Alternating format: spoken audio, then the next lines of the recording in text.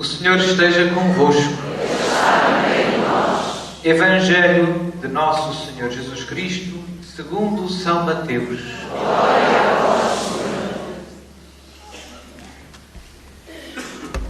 Naquele tempo, disse Jesus aos seus discípulos: Não penseis que eu vim revogar a lei ou os profetas. Não vim revogar, mas completar. Em verdade vos digo, antes que passem o céu e a terra, não passará da lei a mais pequena letra ou o mais pequeno sinal, sem que tudo se cumpra. Portanto, se alguém transgredir um só destes mandamentos, por mais pequenos que sejam, e ensinar assim aos homens, será o menor no reino dos céus. Mas aquele que os praticar e ensinar será grande no reino dos céus. Palavra da salvação. Glória a vós, Senhor.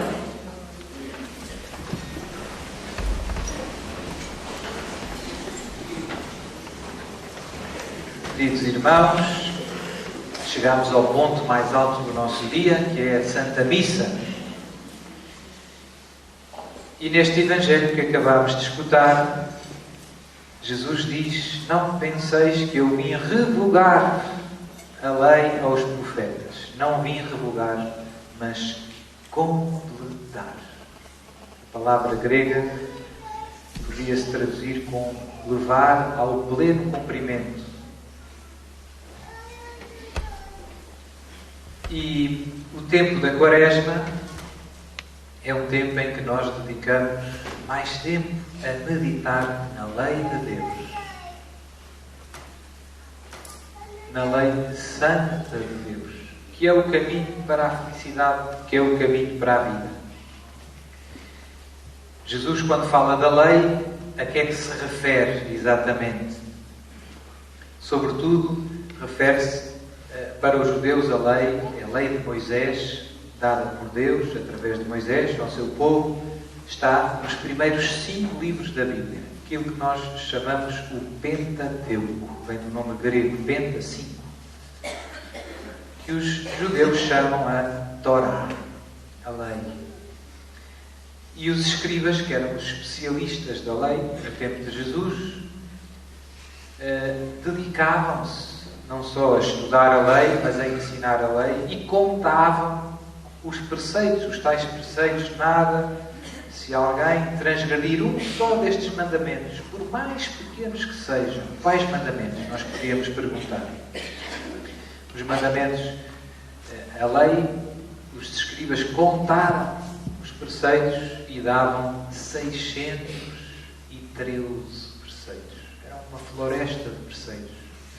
Por isso é que às vezes alguns vão ter com Jesus: Bom mestre, qual é o maior mandamento? Porque há tantos. A lei de Moisés tinha tantos preceitos, porque às vezes uma pessoa nem sabe.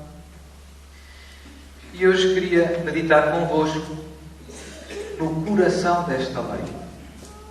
Qual é o coração da lei? Estes 613 preceitos, que Jesus diz que não veio abolir, mas levar a cumprimento. Quais é que são os mais importantes? Os 10 mandamentos. Amar a Deus é o primeiro dos 10 mandamentos. São as duas verdades. Mas destes 613, o amar é o maior, certo? Mas eu não perguntei qual é o maior. Quais eram os mais importantes? Os mais importantes são os 10 mandamentos, que encontramos na Palavra de Deus, não só num lugar, mas em 2 lugares. No livro do Êxodo, são os 10 mandamentos, e no livro do Deuteronômio, estão outra vez os 10 mandamentos. Aquelas tábuas da lei que Deus deu a Moisés, escritas, diz a palavra, com o dedo de Deus. Que os judeus guardavam aonde? Na Arca da Aliança. Isto tudo ajuda-nos a perceber a importância destes 10 mandamentos, destas palavras que Deus deu a Moisés. A palavra decálogo significa 10 palavras, 10 mandamentos. E a Arca da Aliança estava onde? Dentro do Templo de Jerusalém. E em que lugar? O templo tinha várias partes. Tinha o átrio dos gentios, tinha o santuário, e dentro do santuário havia um cubozinho que era o Santo, onde o sumo sacerdote entrava uma vez por ano só. E nesse Santo dos Santos o que é que havia? A Arca da Aliança. O que é que tinha a Arca da Aliança dentro? As tábuas. E hoje, por incrível que pareça, aquilo que nós antes aprendíamos na catequese, e as catequistas obrigavam-nos a saber de cor, não sei como é que era no nosso tempo, as minhas já não obrigavam muito. Que no fundo, vejam bem, não é? Mesmo do ponto de vista material, estas tábuas da lei estão dentro da arca, a arca mais sagrada do mundo, dentro do templo mais sagrado do mundo, onde Deus disse que ia morar, no Santo dos Santos. Portanto, tudo isto nos deve ajudar a perceber a importância desta lei. Que Jesus diz: eu não vim para revogar, mas para completar. E depois, no discurso da montanha, não temos tempo agora para ver com calma, Jesus começa com: ouviste o que foi dito, não mates. Mas eu vos digo, aquele que se irritar com o irmão, que disser que ele é estúpido ou louco, não sei o quê, ouviste o que foi dito, não cometas adultério, mas aquele que desejar a mulher do próximo já cometeu. Portanto, Jesus, isto é que é completar. É dizer que não basta fazer más ações, é preciso também não ter maus desejos. Porque para nos tornarmos maus, não é preciso fazer o mal, basta desejar o mal. O nosso coração torna-se mau. E então hoje pensei, nesta primeira homilia, meditar convosco o tempo da Quaresma. Pensei, o tempo da Quaresma é um tempo de meditar na lei de Deus. E, infelizmente, hoje é raro ouvir alguém falar sobre os 10 mandamentos. Não sei se alguém... É uma coisa rara. É uma coisa que é estranha. Não é? Se é a coisa mais santa, se é tão importante assim, porquê é que falamos tão pouco? Porquê é que falamos tão pouco? A coisa mais... enfim, se nós fizéssemos, às vezes, enfim, tenho pessoas, às vezes brinco um bocado, não é para embaraçar as pessoas, mas para ajudá-las a perceber que, no fundo, sabemos pouco, não é? Sou padre, eu vou, não sei o quê, e eu às vezes brinco. Então, e qual é o quarto mandamento? E as pessoas, eu sou padre, agora não me lembro de cor. Então, e o quinto? E o sexto? Às vezes já nem os mandamentos sabemos.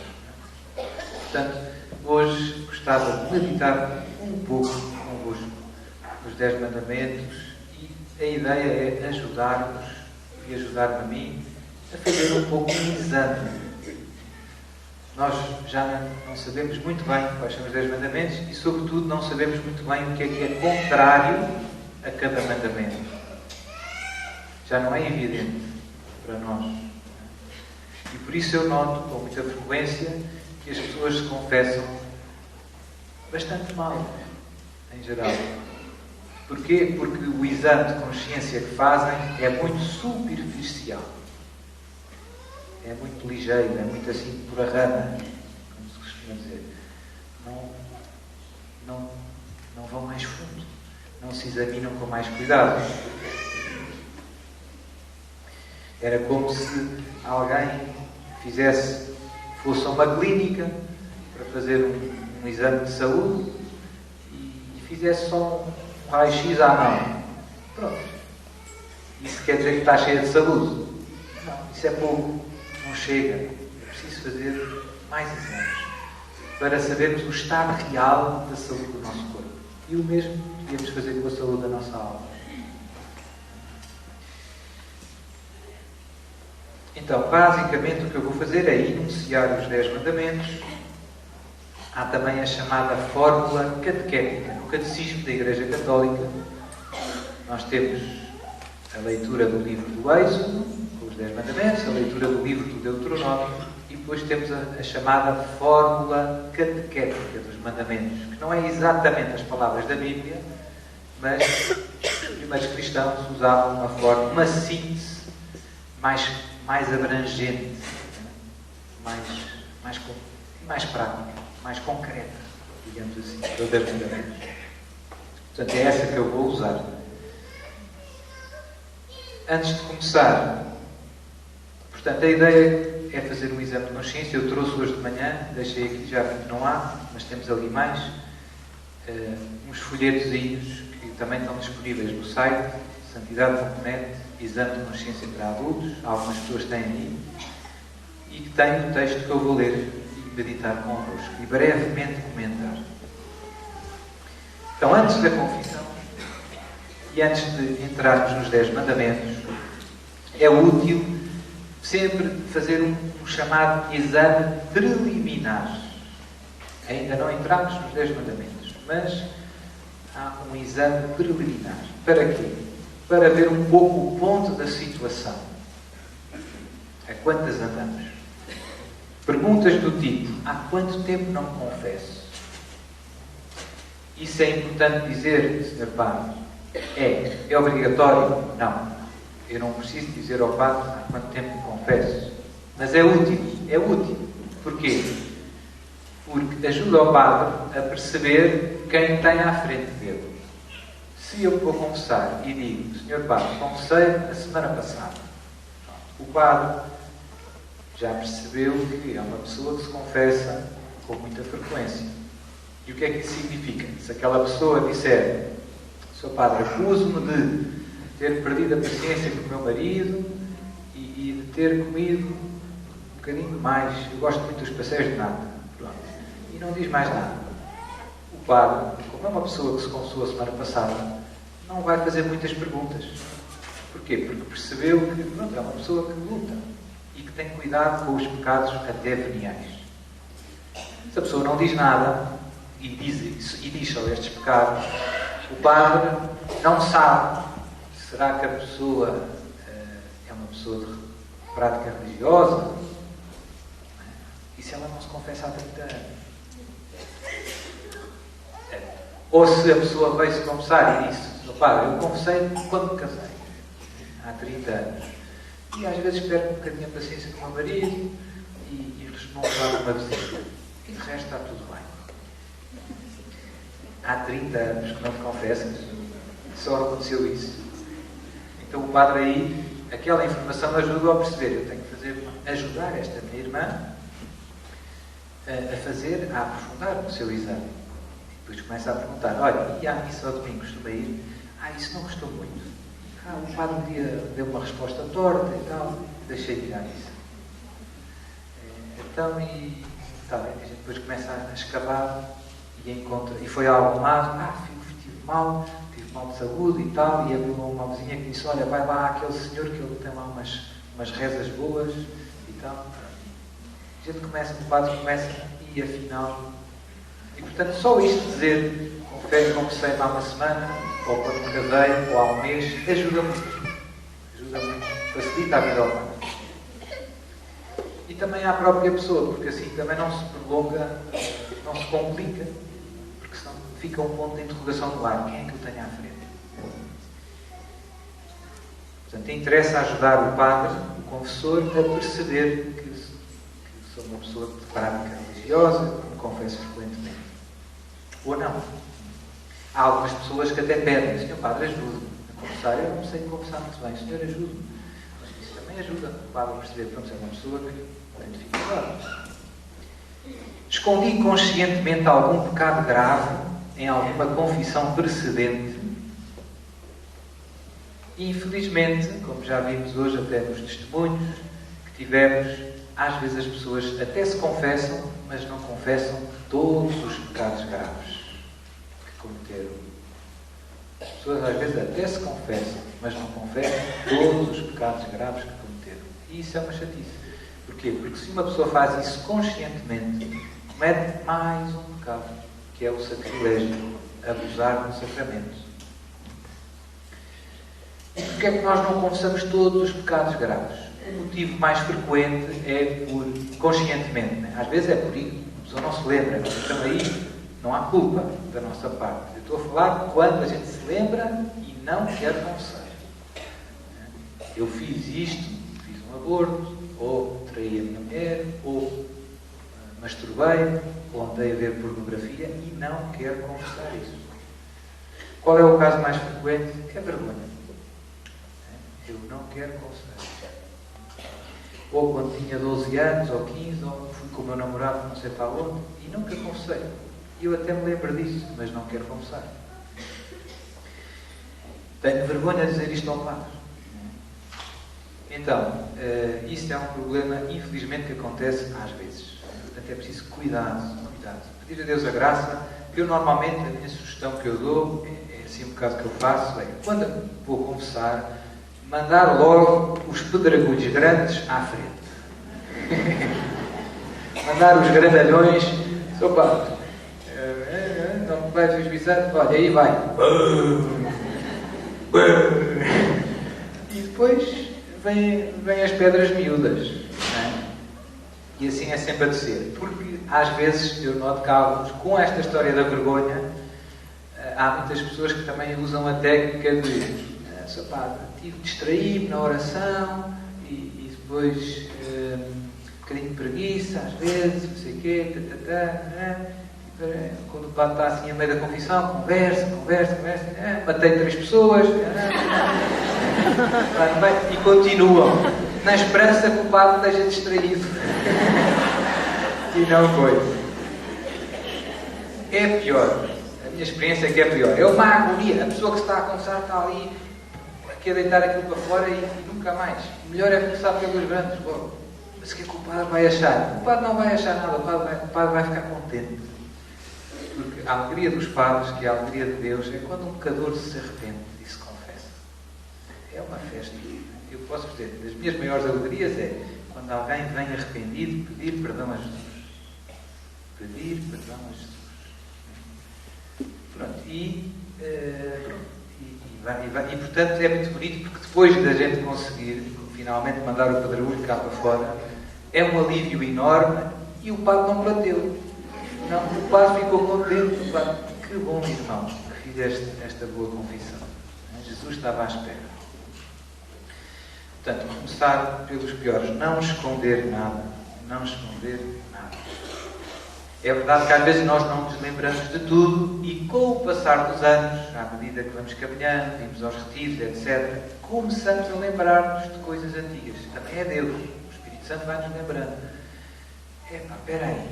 Eu, quando tinha 16 anos, roubei a bicicleta a um vizinho e atirei a bicicleta para o Tejo. E eu acho que nunca confessei isto. Nunca confessei. Então lá vemos. Isso é uma graça. Mas isso é diferente. Aí não há maldade. Aí nós não nos tínhamos lembrado ainda. Deus tem paciência. E vai-nos lembrando. À medida que nos vamos lembrando, ir sempre confessamos. Não deixar de entrar a vergonha. Depois, confessei-me o melhor que me lembro, o número de vezes que cometi cada pecado grave. A Igreja ensina, o Concílio de Trento, que é necessário confessar os pecados graves, todos, o tipo e o número de vezes que se cometeu. Pronto. Como eu dizia, às vezes alguns já é difícil por vergonha. Há outro. E depois, ainda além disso, supostamente é suposto confessar-se o número. E às vezes a gente não se lembra bem. Às vezes lembra. Faltei 4 domingos à missa. Faltei 4 domingos à missa. Isso é pecado, Sr. Padre? É pecado grave, sobretudo. É pecado se eu posso ir à missa e não quero. Por algum motivo. Ou arranjo uma desculpa que não desculpa. Não é? Fiquei a fazer o almoço para o meu filho que vinha da Suíça. Pronto, então devias ter ido à missa e o teu filho também devia ter ido. Mas ele assim no almoço e tal. Se ele não quer ir à missa, também não merece almoçar. Estou a brincar, mas cada brincadeira tem qualquer coisinha. Não, isto para dizer, supostamente, os pecados graves é necessário também confessar o número de vezes. Às vezes não é muito fácil. Às vezes não é muito fácil porque a gente não se lembra muito bem. Tive muitos anos afastado da igreja. Faltei muitos domingos à missa. Então digo o melhor que posso. Sr. Padre, olha, não sei bem, mas tive pai uns 6 anos que não fui à missa. Pronto. É o melhor que eu consigo. Mas é importante, porque às vezes poucas pessoas se preocupam com confessar o número de vezes que cometeram o pecado grave. Tudo isto dificulta a vida ao confessor, porque quando as pessoas confessam-se mal, o padre às vezes tem que fazer umas perguntas e é sempre desagradável para o padre. Parece que é curioso, parece que se quer meter. Não é isso. Quer ajudar a pessoa a confessar-se bem. Quer ajudar a pessoa a confessar-se bem. Não se quer ter, não quer curiosidade nenhuma. Mas sabe que a Igreja disse que é obrigatório confessar o tipo e o número. Confessei com clareza os pecados que cometi ou fui demasiado genérico? Há muitas pessoas que, infelizmente, dizem coisas que confundem mais do que ajudam. Senhor Padre, fiz más ações. E o que é que isso significa? Significa que mataste, que roubaste? O que é que isso significa? Más ações é tudo. É preciso ser concreto. Más ações foi deitei a língua de fora à minha vizinha. Pronto. Roubei um Kit Kat na bomba de gasolina. Pronto. São más ações. Ser concreto. Não ser genérico. Às vezes as pessoas fazem isso. Más ações, Sr. Padre, coisas que eu ouço. Sr. Padre, fiz más maldades. Fiz maldades, mas maldades é tudo, não é? Sr. Padre, tive maus pensamentos. Isso também pode ser muita coisa. Pode ser pensamentos de raiva, de ódio, de vingança. Ou pode ser juízos temerários. São pecados diferentes. Não é? Ou de maus desejos, não é? De adultério, coisas assim. São pecados diferentes.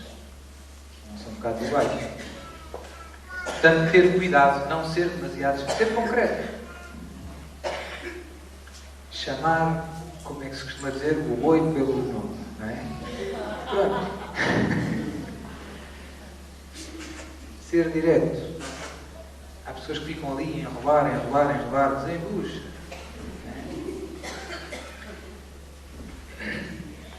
Outra questão que é importante examinarmos. Fiz a penitência que me foi imposta, na última confissão, nas outras confissões. Há às vezes alguns casos em que as pessoas se esquecem, deixam passar e é necessário fazer a penitência. Eu sei que às vezes não é muito fácil, os padres às vezes dão algumas penitências mais complicadas. Então a gente também não consegue fazer logo, tem que ir não sei aonde fazer. A vida depois complica-se, uma pessoa dá conta e distraiu-se e já nem se lembra o que é que o padre disse. Portanto, cuidado. A penitência é preciso, faz parte do sacramento. É preciso cumprir a penitência. Portanto, não sermos negligentes neste ponto. Acontece, às vezes. Reparei os danos que causei ao próximo. Por exemplo, quando eu me arrependo de um pecado contra a virtude da justiça, roubei um Kit Kat na bomba da calma. Ali. Pronto. Vim aqui ao retiro e depois começámos a rezar e eu percebi, não, fiz mal. Fui-lhe confessar ao padre que estava ali fora e o seu padre, roubei o Kit Kat e o padre disse, agora tens que devolver o Kit Kat. E eu digo, mas eu já o comi. E agora? Agora é preciso reparar o dano que causaste. Ou seja, compras outros Kit Kat, vais lá à bomba e pões na prateleira. Ou pões o quanto vale o Kit Kat no envelope e pões lá, olha, um Kit Kat que eu levei adiantado. Ou seja, não é preciso dizer que foste tu, mas é preciso o dono do Kit Kat ser reparado do dano que tu lhe causaste. O nosso arrependimento, quando é verdadeiro, inclui este propósito de reparar o mal que eu fiz, que eu causei. Se eu estou arrependido de ter roubado o Kit Kat, então tenho que... Às vezes falha este propósito. Se falhar este propósito, é sinal que o nosso arrependimento não é sincero. Já contei muitas vezes aquela história do senhor que se foi confessar. Eu estou lá no norte e faz frio, não é? Como aqui em Lisboa faz frio que se farta e as pessoas aquecem-se à lareira, não é? E às vezes não há muita lã, então houve um senhor que se foi confessar, o senhor padre: ó senhor padre, olha, eu roubei 2 molhos de lenha ao meu vizinho. O senhor padre lá diz: isso não se faz, isso é uma maldade e tal. Pronto, já lhe deu uma penitência e quando ele se ia levantar e ir embora, ele disse: ó senhor padre, ponha aí 3 molhos. Eu agora, de caminho para casa, ainda vou buscar mais um.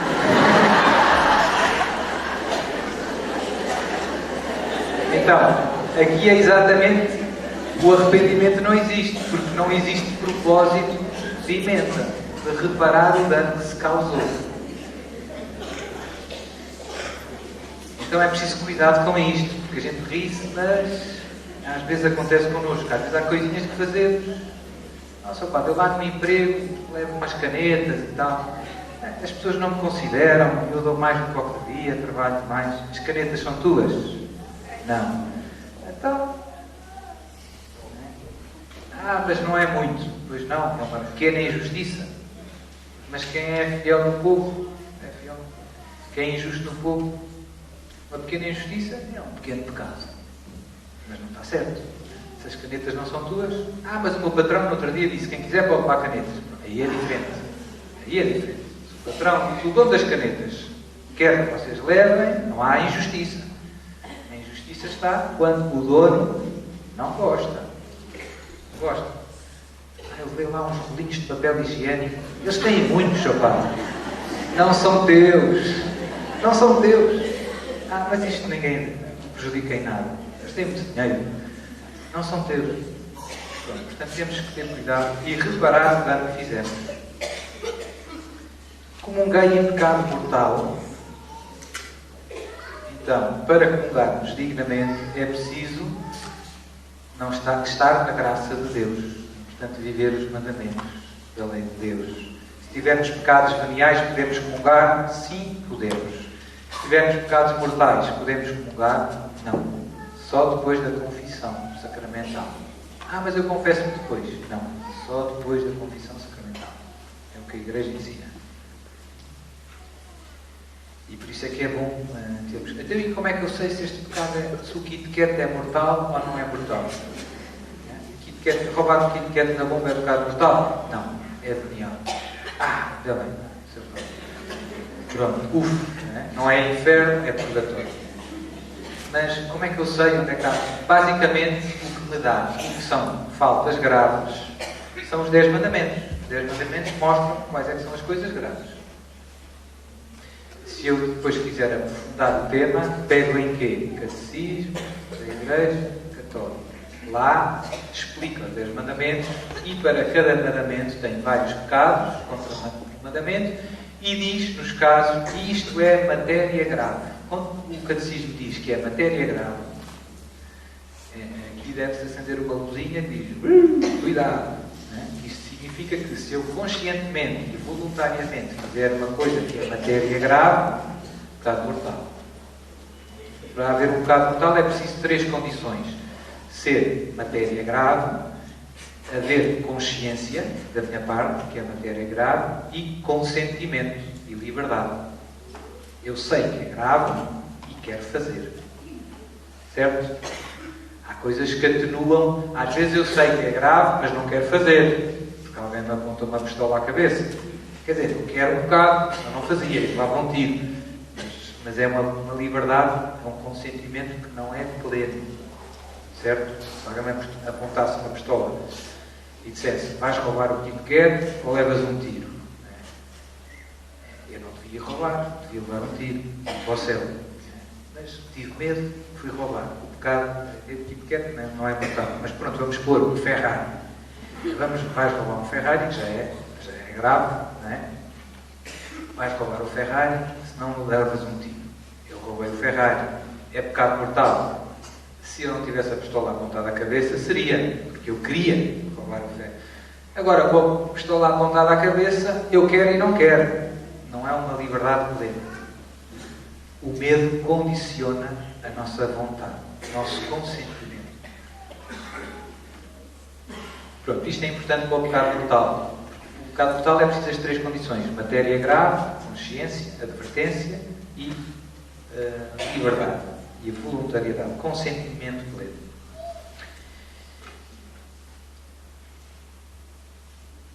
Respeitei o jejum eucarístico de 1 hora antes da comunhão. Às vezes as pessoas nem sabem que existe este preceito da Igreja. Então a Igreja diz que para comungar, antes da comunhão, temos que fazer 1 hora de jejum. Antes da comunhão, é antes da missa. Antigamente era mais complicado. Antigamente não se podia comungar. Por exemplo, no domingo as missas eram de manhã, depois da meia-noite já não se podia comer. Até à missa. E depois passou a ser 3 horas e agora é só 1 hora antes da comunhão. Neste caso, como eu falo muito na missa, se alguém tivesse bebido um café antes da missa, vai passar 1 hora. Vai dar tempo. Mas quando a missa demora menos de 1 hora, portanto, a Igreja não pede nada do outro mundo. E porquê é que pede isto, Sr. Padre? Qual é o sentido disso? A ideia é preparar também o nosso corpo para receber o Rei dos Reis. Ou seja, não faz muito sentido uma pessoa, uma grande feijoada, não sei como é que passar 10 minutos receber Jesus. Preparar o estômago até. Jesus vai para onde? Vai para o estômago. Então prepara o teu corpo. Prepara, o mais importante é preparar a nossa alma, mas o corpo também é. Portanto, há esta ideia, este preceito do jejum. E eu vejo que em geral ninguém liga muito, ninguém se confessa muito. Portanto, 1 hora antes da comunhão e jejum eucarístico. Quem é que diz isto? Diz o Papa. Código de Direito Canónico. Está lá. Estou verdadeiramente arrependido dos meus pecados e luto para não pecar mais. Pronto, este é importante também. Porquê? Porque nós às vezes confessamos e às vezes até nos habituamos a confessar. Confessamos todos os meses ou todas as semanas, 15 em 15 dias e tal. E existe o risco da gente fazer um bocadinho as pazes com os nossos defeitos. A gente acomoda-se. Nossa, Padre, eu sou assim. E deixamos de lutar contra os nossos defeitos. E começamos, até os confessamos, mas no fundo o arrependimento vai ficando cada vez pior. Quer dizer, nós estamos cada vez menos arrependidos. Como eu disse, fizemos as pazes dos nossos defeitos. Pronto, olha, eu sou assim, paciência. Deixa andar. Não. Por isso devemos sempre pedir a Deus a graça de nos arrependermos sinceramente dos nossos pecados. É verdade que há pessoas que desanimam um bocado porque dizem, Sr. Padre, mas olha que eu caio sempre nos mesmos pecados. Pronto, também não há muitos outros. Não é preciso, ainda bem que não colecionas mais. Mas há muita gente que desanima, não é? Sr. Padre, eu perco sempre a paciência com o meu marido, por exemplo. Perco, Sr. Padre. Eu faço sempre o propósito sincero de não mais perder a paciência, mas não é fácil. E a verdade é essa, é que de facto não é fácil. O problema não é não conseguir perder a paciência. O problema é não querer. Já não querer mais, já não lutar mais. E então Deus olha no fundo para aquilo que nós controlamos, que é a nossa vontade. E de facto, não perder a paciência com o teu marido é um bocado impossível.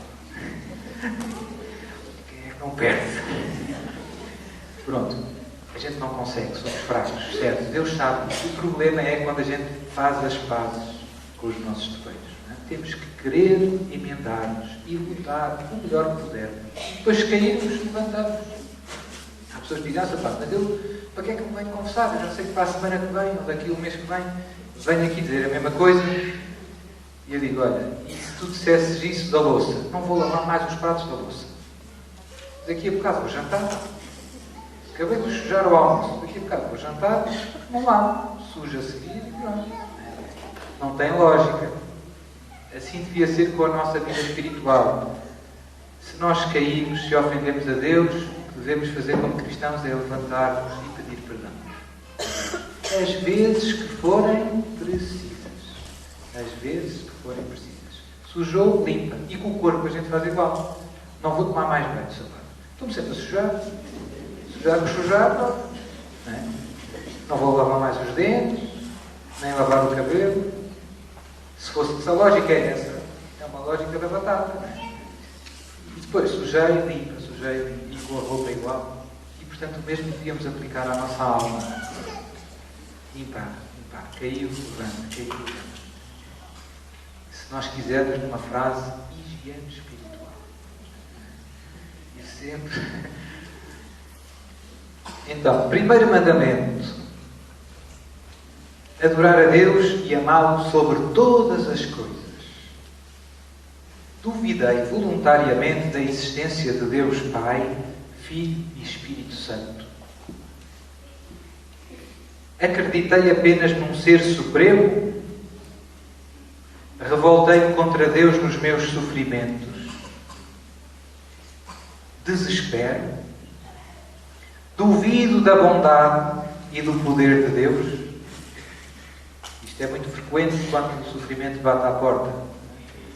Duvido da bondade ou do poder de Deus. Ou seja, quando eu estou a sofrer, ou penso que Deus não é bom, que me está a castigar, que é mauzinho, e eu revolto contra Deus, ou então que Deus não é omnipotente, que senão tirava-me este sofrimento. Se é bom e me ama, e é todo poderoso, porque é que não me tira? Portanto, quando o sofrimento bate à porta, a grande tentação é ou duvidar da bondade de Deus, ou duvidar do poder de Deus. São duas tentações fortes que todos experimentamos. Diz cuidado. Deus é bom e Deus é todo poderoso. E Deus não é a causa do mal. Deus permite o mal e do mal consegue tirar bens maiores.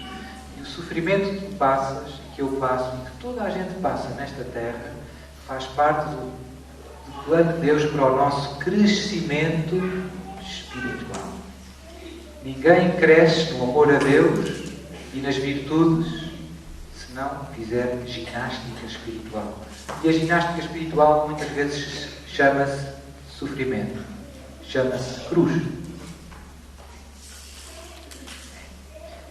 Vejam a vida dos santos, se não foi assim que eles cresceram.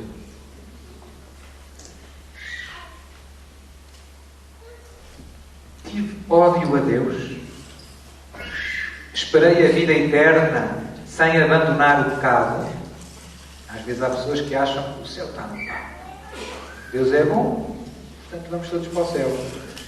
Esperei a vida eterna sem abandonar o pecado.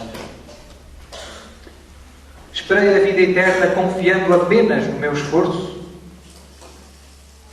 Às vezes há pessoas que acham que merecem um prémio de Deus. E a verdade é que todos, sem exceção, somos pecadores e se Deus não nos dá a sua graça, o seu Espírito, se Deus não nos ajuda, ninguém chega lá. Esta é a verdade. Mas alguns esquecem. Alguns acham que eu sou maior e Deus tem que dar um prémio. Então, é a história da soberba. Cometi pecados no intuito de confessá-los mais tarde. Isto às vezes acontece também. E depois confesso. Tirei o Kit Kat e depois confesso.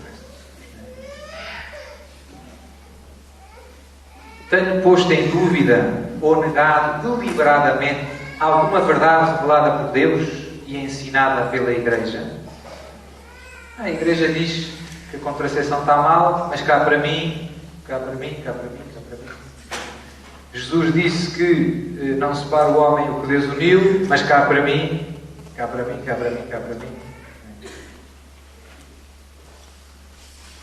Tenho rezado diariamente com atenção e devoção.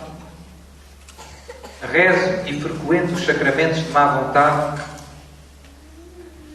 Leio e medito na palavra de Deus. Procuro esclarecer e formar-me na fé com a ajuda do Catecismo da Igreja Católica. Hoje falámos um bocado disto, nos testemunhos, a importância de nós conhecermos a nossa fé, porque senão vêm as tempestades e nós vamos com o vento. Não sabemos, não é? Não sabemos. Não sei se aqui em Lisboa alguma vez os testemunhos de lá tocaram à vossa porta. Lá em Lamega eles andam por lá. Eu vou assim na rua de Batina e eles querem me converter. Pode, desculpe lá. Não tenham vergonha. Mas eu admiro deles a audácia. Eles vão. Eles têm zelo pela propagação da palavra de Deus. E depois começam, está na Bíblia, aqui e tal, e tal. Normalmente a conversa acaba mal para eles, digamos assim. Mas pronto, mas sem faltar ao respeito, mas nós devíamos saber responder.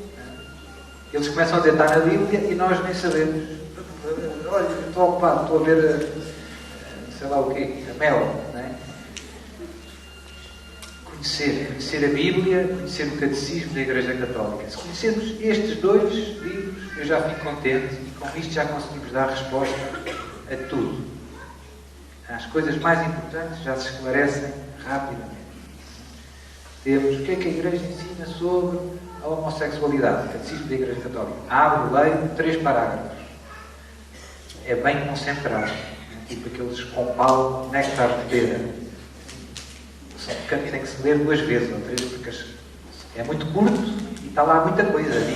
Tem que se ler devagarinho. Isto é... Mas se ler 2 ou 3 já fico assim, pronto, já sei. Vou para o trabalho e já posso explicar ao meu colega de trabalho o que é que a Igreja ensina. Defendi que nos podemos confessar diretamente a Deus. Estes são alguns dos disparates que frequentemente se ouvem, infelizmente. Ou que o casamento civil entre batizados é aceitável em algumas situações. Ou ainda que todas as religiões são iguais. Li algum livro, revista, jornal, ouvi alguma música, ouvi algum programa ou espetáculo contra Deus, ou contra a Igreja, ou contra os bons costumes. Se a gente for levar isso à letra, não podemos ver nada na televisão. É um bocado verdade. Mas há algumas exceções. Canção nova! Graças a Deus. E há assim uns canais sobre os tigres e sobre os leões. Esses também não costumam ter disparados. Mas infelizmente há muito veneno aí a circular. Eu brinco, mas sabem que é verdade, não é? Há muita coisa venenosa. Muita coisa. Mesmo nas notícias, mesmo não sei o quê. Os inimigos da Igreja, os inimigos de Jesus estão bem organizados. Lá vem a teoria da conspiração e etc. É verdade, acreditem em mim. Acreditem em mim, quando morrerem, vão ter toda a razão. O mal está bem organizado. O demónio tem os seus soldados e sabe onde colocá-los e, enfim, isto é um tema para uma pregação de um dia. O que eu vou fazer e que eu tenho feito?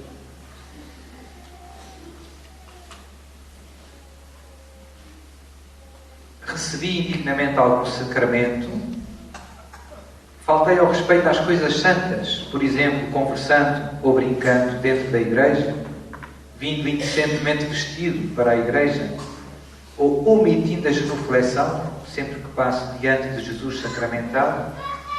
Às vezes eu noto que, em geral, as pessoas não sabem comportar na igreja.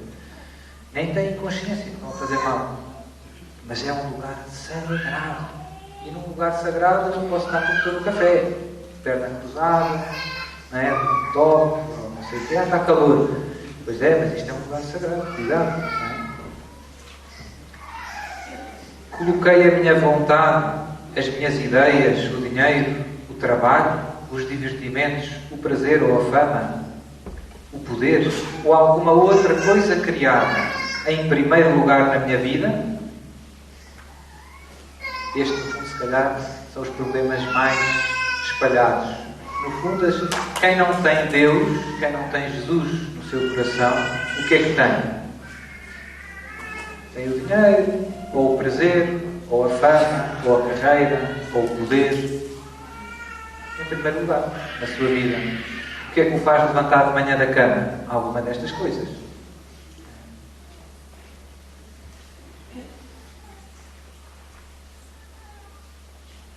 Adorei Satanás, agora invoquei Satanás. Com o passar do tempo, isto agora para vocês choca-vos um bocadinho. Que pergunta tão estúpida. Mas já temos países em que há igrejas dedicadas a Satanás, em que se organizam marchas públicas na rua em honra de Satanás. Já há uma série de televisão, o canal Fox, que se chama Lucifer, e que a ideia é que Satanás, Lucifer, no fundo, também é bonzinho. Portanto, já vivemos neste mundo. Já vivemos neste mundo. Em que, ao pouco e pouco, cada vez isto se torna mais evidente. Não é? Em que se propõem celebrar publicamente uma missa satânica. Pronto, isto já acontece no nosso planeta. À descarada. Usei coisas, li textos, ouvi músicas que invocam explicitamente o demónio. Sou supersticioso. Pratiquei a magia, o espiritismo, fui à bruxa, a médiums ou a curandeiros. Pratiquei a adivinhação através da astrologia, do jogo do copo, do pêndulo, das cartas do tarô, da leitura da palma da mão ou coisas semelhantes. Qual é o problema da magia e da adivinhação? Implicam um pacto, pelo menos implícito, com o demónio. Estás a pedir ajuda ao demónio para te ajudar na tua vida. Cuidado, cuidado. Má ideia. Ofende a Deus contra o primeiro mandamento. Contra o mandamento mais importante. Acreditei em horóscopos. Foi só brincar. Foi só brincadeira. Leio sempre a TV Guia e gosto de ver os horóscopos. Cuidado. Usei amuletos como a ferradura, o corpo, os cristais ou coisas semelhantes. Fui lá à loja, a minha vizinha deu-me esta pulseira e diz que isto é bom contra o mal olhado. Cuidado, amuleto, pecado. Não é? O que é que nos protege? Então, seu Padre, mas a gente tem que andar protegidos. Tens que andar protegidos com a confissão, com a comunhão, uma vida santa, na graça de Deus. Isso é que te protege contra o mal olhado. Ainda não percebeste? Os sacramentos que Jesus de Nazaré te deixou é o que te protege contra o mal olhado. A igreja que Jesus te deixou é o que te protege. Não é a pulseira do olhinho, não sei o que. Acreditei nas energias, na nova era, na reencarnação, no reiki ou em coisas semelhantes. Segundo mandamento, não invocar o santo nome de Deus em vão. Blasfemei ou falei sem respeito contra Deus, contra os santos ou contra as coisas santas. Falei mal da Igreja, do Papa, dos bispos ou dos padres. Aqui, Sr. Padre, mas olha que o meu padre portou-se mal. Ele não devia ter feito aquilo. Ele perdoa a paciência. Reza por ele. Um cristão não deve falar mal de ninguém. Muito menos dos ministros de Deus. Não é? E dos políticos também não. Isso agora é que me agarrou, Sr. Padre. São os bandidos. Não. Um cristão não fala mal de ninguém. Se não podemos fazer bem, se não podemos dizer coisas boas, estamos calados. Trincamos a língua. Eita, agora é que vai ser. E uma das coisas bonitas é que desde o início, desde que a Igreja começou, desde Jesus, que os cristãos rezam pelos políticos e pelos governantes, que não eram cristãos no início. César não era cristão. E Jesus disse, dai a César o que é de César. E pagou os impostos. Eita, agora é que me dá função também. Portanto, não falar mal e não, sobretudo, muito menos dos nossos irmãos na fé, muito menos dos representantes de Deus. Mas o padre fez um escândalo, fugiu com a freira e não sei o quê. Reza por eles. Reza por eles. São teus irmãos.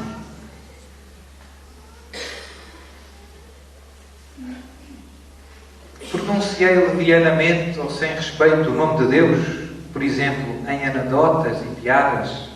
Às vezes há piadinhas e anedotas que Deus não gosta, mas que nós achamos, mas não é caso para tanto. Uma piada só, né? Que envolvem Deus ou Nossa Senhora, às vezes brincadeiras com a palavra de Deus. Eu noto que até, às vezes, entre os seminaristas ou os padres, há brincadeirazinhas que não têm graça. Porquê? Porque é uma coisa santa. A palavra de Deus é santa e Deus é santo. O nome de Deus é santo. Não se brinca com coisas santas. Também não brincas com a tua mãe. Nunca te devia contar uma anedota sobre a tua mãe. Não é? Portanto, cuidado com estas coisas. Jurei, sabendo que era falso o que eu prometia. Jurei fazer alguma coisa injusta ou ilícita.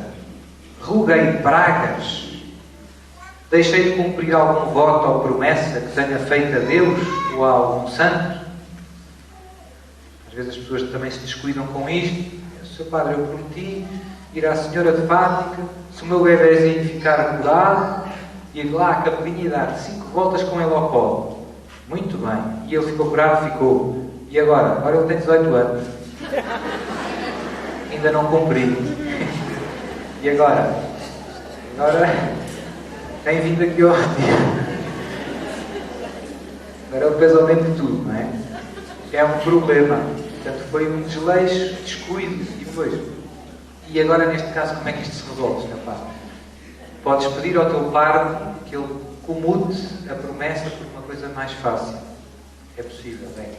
Mas o ideal é não fazer as coisas assim. O ideal é cumprir o que se prometeu. Rápido. Né? Se for preciso, escreve-se num papel. Não adiar. Eu vejo que há pessoas que adiam, depois já não tenho joelhos, já estou reumático, mas eu ainda prometi ir, ai. Prometeu, tem que cumprir. Terceiro mandamento, santificar o domingo e festas de guarda. Faltei à missa ao domingo ou em algum dia santo, só se eu não conseguir ir à missa, no sentido de estou no hospital, vou ser operado, estou já com soro e com não sei o quê, ou fui operado e não consigo ir à missa, não há pecado. Mas o senhor é padre, pois sou, mas estou ligado aos tubos, não consigo ir à missa. É óbvio que não consigo. Agora outra coisa é, como eu dizia há bocado, o filho vem do Porto e fiquei a fazer o almoço. Aí podias ter isso e não foste. Fui de férias, eu ouço esta muitas vezes. Então não foi à missa porquê? Porque fui para o Algarve e fomos de férias e pronto. A viagem é longa. E então, de Lamego ao Algarve, há para aí 4.000 missas. Só em Lamego há 500, ótimo. Ali na zona da Diocese de Lamego. Portanto, só não vais à missa se não queres. Se alguém te dissesse, ganhaste o Euromilhões, tens que ir a Leiria buscar o bilhete, não ias? Ia. Seu Padre, estou lá. Não é? Porquê é que tens menos empenho para receber Jesus na Eucaristia? Agora apanhou-me o seu Padre.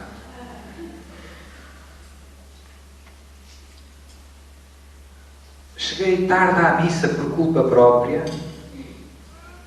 Às vezes a culpa não é nossa, não é? O carro rebentou. Pronto, paciência. Agora, se todos os domingos chego tarde 10 minutos, então o problema está em mim. Trabalhei ou mandei trabalhar nesses dias sem grave necessidade. O domingo é um dia de descanso. Dediquei nesses dias mais tempo a Deus, à oração, à família, aos pobres, aos doentes e ao descanso. Hoje em dia eu noto que se vive mal o domingo. Vive-se mal. É um dia como os outros. Para a maior parte das pessoas é um dia de divertir-se. Que também tem o seu lugar no domingo. Eu posso ir correr e dar uma volta com o cão e etc. Andar de bicicleta. Mas o domingo não é só para isso. O domingo é para Deus. É um dia santo, para estar com Deus, para rezar, para pegar na Bíblia, para estar com a família, para visitar os doentes, para ajudar, etc. E também para descansar. Mas há pessoas que com esta coisa do divertir-se cansam-se mais ao domingo do que nos outros dias. Ao domingo fui escalar a Serra da Estrela e desci de bicicleta, sei que cheguei a casa de maca. Quer dizer, o domingo foi uma estafadeira.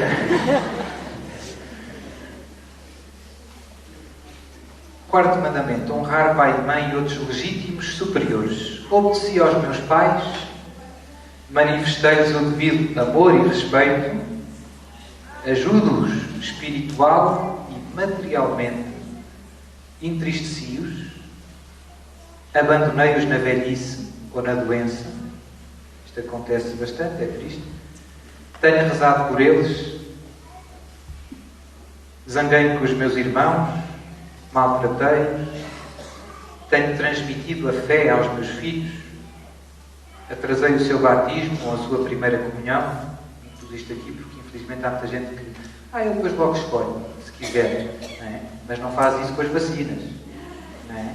Nem com o inglês, nem com o karaté sequer, não é? Desde criança, inglês, computador.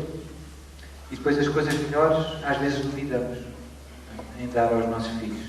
Então não dás de comer, ele logo escolhe. Se comer é bom, não é? Obviamente a melhor coisa que podes dar ao teu filho é Deus. É a graça de Deus. Podes fazer muitas coisas pelo teu filho. Se deres o batismo, deste de Deus.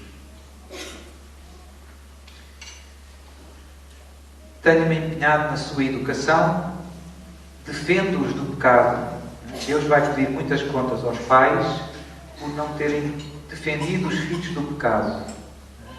Ou seja, as crianças pequeninas hoje, 10 anos, 7 anos, 8 anos, às vezes têm computador no quarto, mel, não sei o quê, e etc.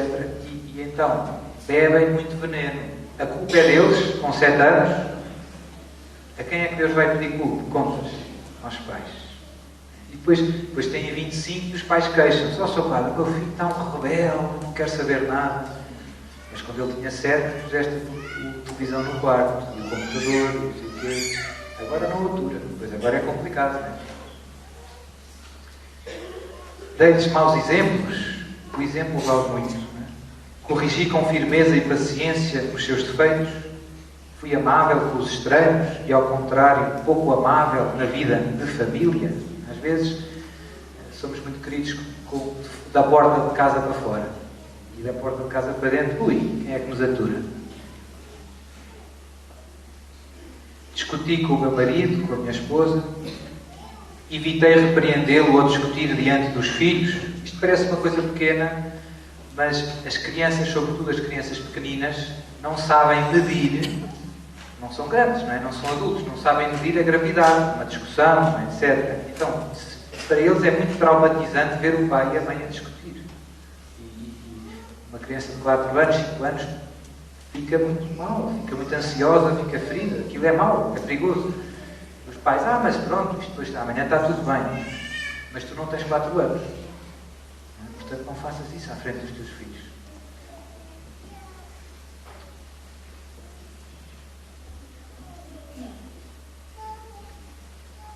Tenho-lhes faltado ao respeito, deixei de ajudar dentro das minhas possibilidades os meus familiares nas suas necessidades espirituais ou materiais, obedeça à Igreja ou discuti os seus mandamentos. Nós às vezes esquecemos que a Igreja é a nossa mãe e nós devemos obedecer. Nossa, pá, mas eu não concordo. A Igreja não te pede para concordar. Deus não te pede que concordes. Deus te pede que obedeças. A gente obedece. Depois tenta perceber porquê, estuda, etc. Mas obedecer sempre é devido. Obedeça à Igreja ou discuti os seus mandamentos. Guardei a abstinência de carne nas sextas-feiras. Também poucas pessoas sabem que em todas as sextas-feiras do ano é dia de abstinência de carne. Não é na quaresma só. Em todas as sextas-feiras do ano é dia de abstinência de carne. Exceto quando calha uma solenidade. Ou seja, se o dia 25 de dezembro for sexta-feira, pode-se comer carne. Se o dia 1 de novembro for sexta-feira, pode-se comer carne. Se o dia 15 de agosto for uma sexta-feira, pode-se comer carne. Agora, a segunda coisa que as pessoas não sabem é que essa abstinência de carne das sextas-feiras de todo o ano pode-se mudar por outra obra de penitência. Isto é mandamento da Igreja. Onde é que isso está? Código de Direito Canónico, depois algumas normas dadas pela Conferência Episcopal Portuguesa. E o que é que pode-se trocar por quê? Por outra boa obra, por exemplo. Vou comer sexta-feira, fui sair com os meus amigos, comemos um bife, fizemos umas febras. O meu pai matou um porco e tivemos umas febrazinhas. E então, e cá, o que é que eu faço? Por exemplo, faço a via sacra nessa sexta-feira. Ou rezo mais um terço, ou dou uma esmola, ou visito um doente. Mas todas as sextas-feiras do ano são dias de abstinência. Em geral, poucas pessoas vivem este preceito da abstinência das sextas-feiras. Porque não conhecem, porque não sabem bem, porque ninguém faz à nossa volta. Jejuei quarta-feira de cinzas e sexta-feira santa. Há 2 dias por ano que é obrigatório o jejum, quarta-feira de cinzas e sexta-feira santa. Obviamente para quem não está doente, para quem tem idade, a partir de uma certa idade já não é obrigatório. Enfim, bom senso. E como é que se faz o jejum? É comer só uma refeição, quer dizer, jejuar é não comer, assim genericamente falando. Mas qual é o máximo que eu posso comer na sexta-feira santa ou na quarta-feira de cinzas? É dia de jejum e abstinência de carne. O máximo que eu posso comer é fazer uma refeição normal, o almoço ou o jantar, e comer qualquer coisa leve à hora das outras refeições. Isso é o máximo. Se eu conseguir fazer mais que isso, ótimo. Se eu fizer isso, ainda é jejum. Ainda é jejum. Confessei pelo menos uma vez por ano.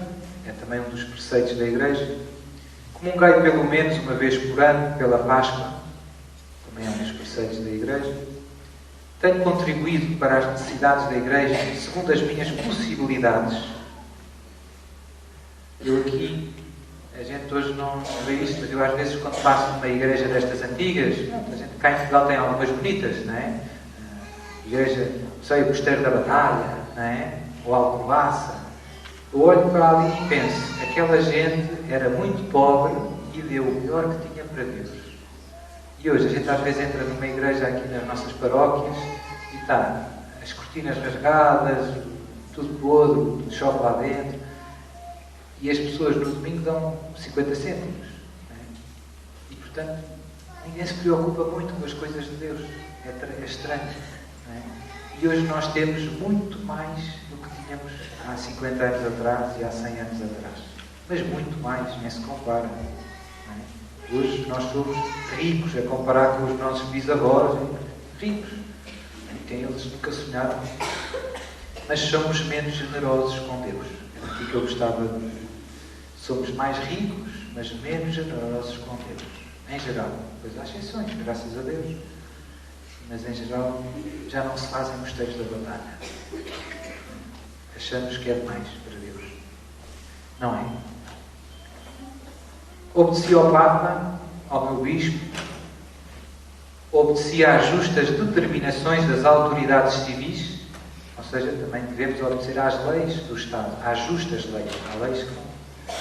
À lei do aborto não vamos obedecer, como é óbvio, mas às justas leis devemos obedecer. 5º mandamento: não matar, nem causar outro dano no corpo ou na alma, a si mesmo ou ao próximo. Causei prejuízos ao próximo com palavras ou com obras? Desejei-lhe mal? Agredi alguém? Sou violento? Alimentei pensamentos de vingança? Manifestei ódio ou rancor a alguém?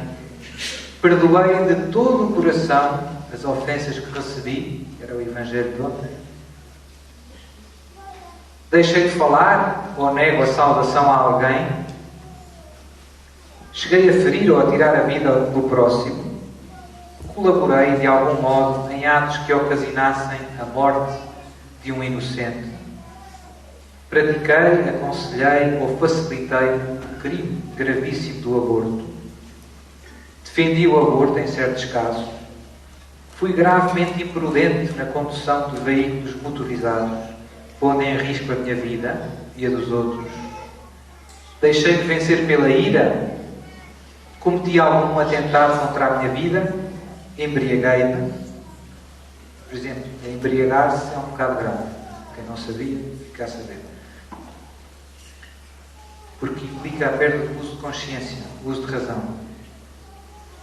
Despersonaliza a pessoa. Ou, levado pela gula, comi mais do que devia. Gula normalmente é um bocado genial. Ora, isto é uma boa notícia, Sr. Padre. Um bocado genial é sempre um bocado. Tomei drogas. pecado mortal também. Que é como a bebida, como o álcool, faz perder o gosto de razão. Preocupei-me eficazmente pelo bem do próximo, advertindo de algum grave perigo material ou espiritual em que se encontrava, ou corrigindo como exige a caridade cristã. Ou seja, nós devemos ajudar espiritualmente os nossos irmãos. Às vezes há omissões aqui. Escandalizei o próximo, incitando-o a pecar com as minhas conversas, com o meu modo de vestir, convidando-o para assistir a algum espetáculo mau ou emprestando-lhe algum livro ou revistas maus. Levar os outros ao pecado. Procurei reparar o mal causado pelo escândalo. 6º e 9º mandamentos. Guardar castidade nas palavras e nas obras, guardar castidade nos pensamentos e nos desejos. Aqui, em geral, os pecados contra a castidade são os que as pessoas não se confessam muito concretamente, porque é uma coisa difícil, não é? Um tema difícil. A gente tem vergonha, etc. Então, às vezes, manda assim umas genéricas. Consenti em pensamentos ou desejos contra a castidade. Fixei o olhar, falei de coisas, li coisas sensuais ou obscenas. Aqui é importante perceber que não é só uma questão de ser coisas pornográficas, propriamente. Há muita coisa sensual que, no fundo, nos leva ao pecado. E aos maus pensamentos e aos maus desejos. E não é necessariamente... O problema é que isto se tornou normal. Uma pessoa sai daqui e para uma publicidade para vender um shampoo ou uma pasta de dentes, mete uma menina muito bonita, quase despida. E não é? Portanto, nós habituámos a isto e é de manhã à noite. Liga-se a televisão, então.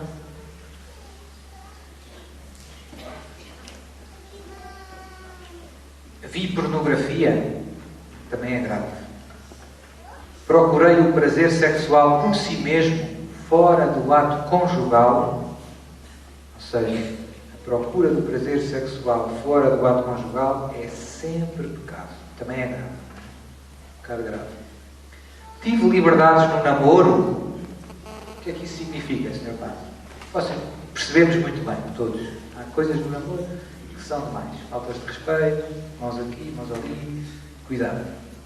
Mas nós não fomos para nada. Foi até ao fim. Mas não é demais. No namoro é preciso respeito. Respeito. Depois, quando te casares, isso faz parte de um processo. Não é?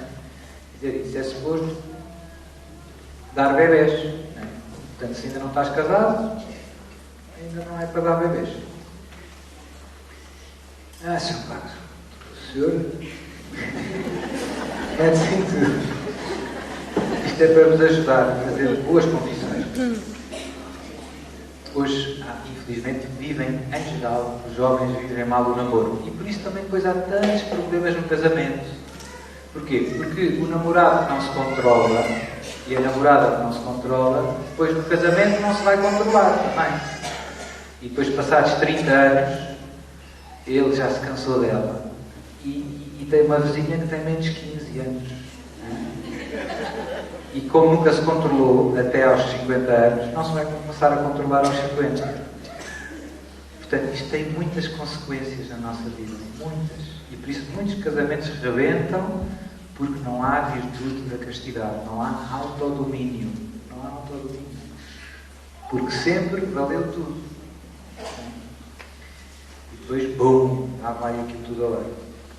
Ou muitas esposas se queixam, seu pai, o meu marido vê a pornografia. Pois, mas se calhar no namoro também tu não o ajudaste. E devias ter ajudado. Não é?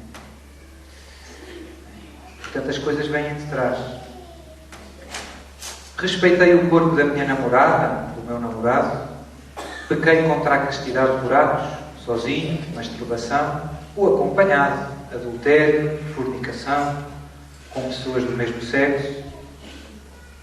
Havia alguma circunstância de parentesco, matrimónio, consagração a Deus ou minoridade que tornassem aquele ato mais grave? Ou seja, se fornicação, ou seja, relação sexual fora do matrimónio, já ninguém sabe o que é que esta palavra quer dizer. Se for com uma pessoa, se for com uma freira, é mais grave. Se for com uma criança, é mais grave. Se for com uma mulher casada, é mais grave. E, portanto, essas circunstâncias também devemos confessá-las. Também é necessário confessá-las. Porque até muda o tipo do pecado. O pecado tem outro nome, tecnicamente. Vivo maritalmente com alguém com a qual não estou casado pela Igreja. Agora tivemos um ano a discutir sobre isto. Vivo maritalmente, ou seja, estou a viver com alguém com a qual não estou casado pela Igreja. Isso é pecado grave? É. Assistir a espetáculos ou conversas que me colocam numa situação próxima de pecado. Ou seja, há ali companhias, há assim umas conversas que não ajudam. A gente vê-se. Que ela está-se a fazer a ti e tal. Então corta com o mal por a raiz, enquanto podes. Porque senão, quem brinca com o fogo, queima-se.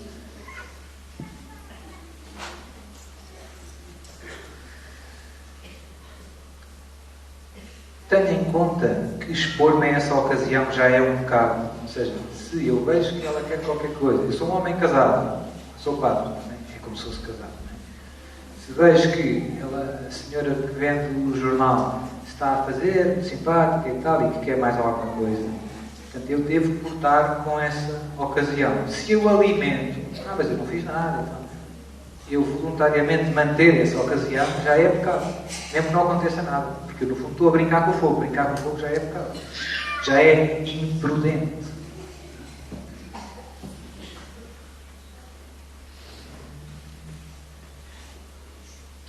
Antes de assistir a um espetáculo ou de ler um livro ou revista, procure informar-me sobre a sua classificação moral para evitar uma ocasião de pecado ou perigo, de deformação de consciência. Ou seja, vou ao cinema, vou ver um filme, escolho-me ao calhas, cuidado, é melhor pensar antes, que filme é que eu vou ver? Eu posso ver este filme, isto faz-me bem ao corpo e à alma. Isso é prudente, ser prudente. Usei o matrimónio indevidamente, procurando prazer sexual fora do ato conjugal. Pronto, isto também acontece, infelizmente. Neguei ao meu cônjuge os seus direitos. Tive a intenção de tornar o ato conjugal voluntariamente infecundo. É a história da contracepção. Pratiquei a contracepção, grave, tomando a pílula, usando o preservativo ou o dispositivo intrauterino, laqueando as trompas, interrompendo o ato conjugal para evitar os filhos. Aconselhei ou defendi a contracepção. Usei o matrimónio somente naqueles dias em que julgo que não pode haver descendência, sem motivo grave. E atuo deste modo sem razões graves. Faltei à fidelidade conjugal por pensamentos e ações. Mantenho amizades que são ocasião habitual de pecado e de infidelidade. É uma amizade mais colorida. Não. Seres fiel à tua esposa, seres fiel ao teu marido. Estou disposto a abandoná-las, visto com decência, ou sou sensual, pondo em evidência aquelas partes do meu corpo que chamam mais a atenção do sexo oposto. Isto aplica-se mais às meninas. 7º e 10º mandamento. Não furtar, nem injustamente reter ou danificar os bens do próximo. Não cobiçar as coisas alheias. Roubei algum objeto ou alguma quantia em dinheiro. Reparei os danos causados. Já falei disto. Tive inveja. Cobicei as coisas alheias. Paguei aos outros os salários devidos pelo seu trabalho. Paguei os impostos. Aqui às vezes há problemas, com frequência. Trabalhei com empenho nas horas que devia. Desperdicei tempo no trabalho. É injusto. Pagam para trabalhar 8 horas. E estou ali no computador, vou ver as notícias, vou para o Facebook, vou não sei o quê, e estou ali no meu horário de trabalho. Isso é roubar. É injusto. Não te pagam para estar no Facebook, nem a ver o diário de notícias. Abusei da confiança dos meus superiores, prejudiquei o Estado, abusando do fundo de desemprego ou da baixa médica. Eu apanho muito disto também, infelizmente. Parece que se tornou o modo. Desrespeitei os direitos de autor, copiando livros, software, filmes ou músicas contra a vontade dos autores. Mas, Sr. Padre, mas eu não tenho dinheiro para comprar o livro. Então não compras. Não é? Também, se não tiveres dinheiro para comprar o carro, ninguém te dá. A gente copia porque é fácil. Mas não está certo. Aquilo tem direitos de autor. Aquilo não é teu. Não é teu. Mas não prejudica ninguém. Prejudicas o autor. Eu tenho um amigo meu que era administrador, ainda é, de uma grande empresa de discos, a Universal, cá em Portugal. As pessoas não sabem, mas há uns anos eles tiveram que despedir, houve maus resultados e tiveram que despedir muitas pessoas. E esse senhor disse, nós temos que despedir porque hoje em dia há muitas cópias. As pessoas copiam muito as músicas. Então ninguém compra os CDs e depois há pessoas que vão para a rua. A gente não percebe que isto tem estas consequências. Portanto, se queres comprar o disco, pagas. A não ser que o autor diga, podem levar à vontade. Então aí não há problema. Por exemplo, se forem ao meu site, santidade.net, tem lá músicas. Sr. Padre, é preciso? Não, aquilo é tudo bordo. Boa, Sr. Padre, é assim mesmo. Lá, as músicas que estão não têm direitos de autor. Se alguém quiser copiar e dar aos amigos, eu até agradeço. Muito obrigado, copie muito e dê a todos os amigos. E se quiser aos inimigos também.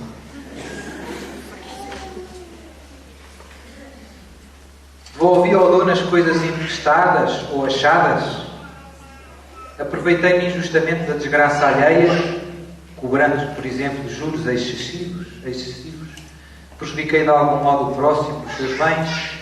Enganei o próximo, cobrando mais do valor justo, combinado, ou alterando a quantidade ou a qualidade dos bens e serviços. Reparei o prejuízo causado. Tolerei abusos ou injustiças que tinham a obrigação de impedir. Fiz a exceção de pessoas, manifestei favoritismos. Gastei mais do que permitiam as minhas possibilidades. Desperdicei dinheiro no jogo ou noutras futilidades. Tratei mal dos meus bens. Isto também é importante. Às vezes as pessoas tratam um bocado com desprezo as coisas, não tratam o carro, aqui é tudo partido. Deus não quer isso. Deus não quer isso. Deus deu-te esse carro, trata-o com estima. Estima aos dons de Deus. As coisas não é para tratar aos pontapés. Aceitei com sentido cristão a carência de coisas necessárias. Às vezes não temos, Deus seja louvado. Às vezes temos muito, Deus seja louvado. 8º mandamento, e com isto terminamos. Boa notícia, Sr. Padre. Não levantar falsos testemunhos, nem de qualquer modo faltar à verdade ou difamar o próximo. Cuidado com a língua. Disse mentiras, não foi para fazer mal a ninguém, Sr. Padre. Não, mentir. Seja o vosso falar, sim, sim, não, não. Reparei os prejuízos causados. Minto habitualmente com a desculpa de se tratar de coisas de pouca importância. Fiz falsos juízos. Às vezes nós, desapareceu não sei o quê, não é? Desapareceu o queijo do frigorífico. Já sei quem foi. Foi a tua irmã. E se calhar não foi. Não a viste. Não é? Mas estão aqui a marca dos dentes dela. Se tivermos provas, não é temerário o juízo. Mas se não sabemos, estamos a acusar injustamente. Copiei nos exames. Oh, Sr. Padre! Usei cábulas. Revelei sem motivo justo defeitos graves alheios que, embora reais, não são conhecidos. Ou seja, eu sei que o meu patrão anda a fazer não sei o quê, que não deve. Anda a roubar aos impostos, anda a enganar a mulher, e vou para o café contar isso. Isso é grave.